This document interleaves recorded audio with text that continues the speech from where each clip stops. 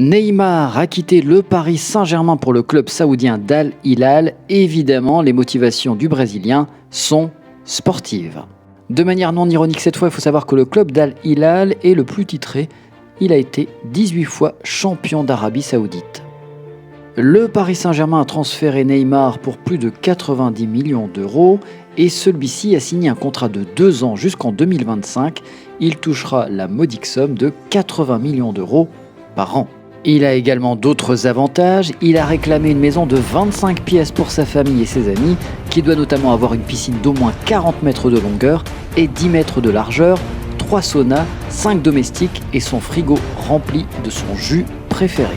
Il aurait également demandé 9 voitures de luxe, 3 supercars pour lui, 4 pour son entourage et une camionnette avec chauffeur disponible en permanence, la couverture de toutes ses dépenses pendant ses jours de repos, ainsi que l'autorisation d'utiliser son avion privé comme bon lui semble.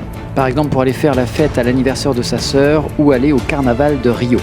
Si l'Arabie Saoudite a acheté autant de joueurs connus, ce n'est pas juste par amour du football. Le plan Vision 2030 est un projet ambitieux lancé en 2016 par le prince héritier Mohammed Ben Salman qui vise à transformer l'économie et la société saoudienne en diversifiant les sources de revenus.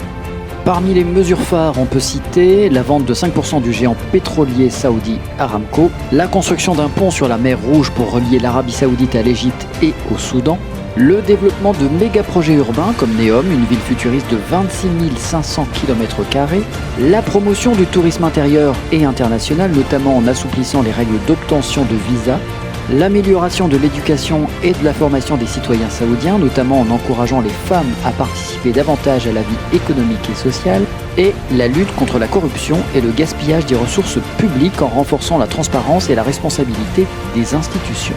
Sans oublier qu'en 2030, l'Arabie Saoudite veut candidater pour recevoir la prochaine Coupe du Monde.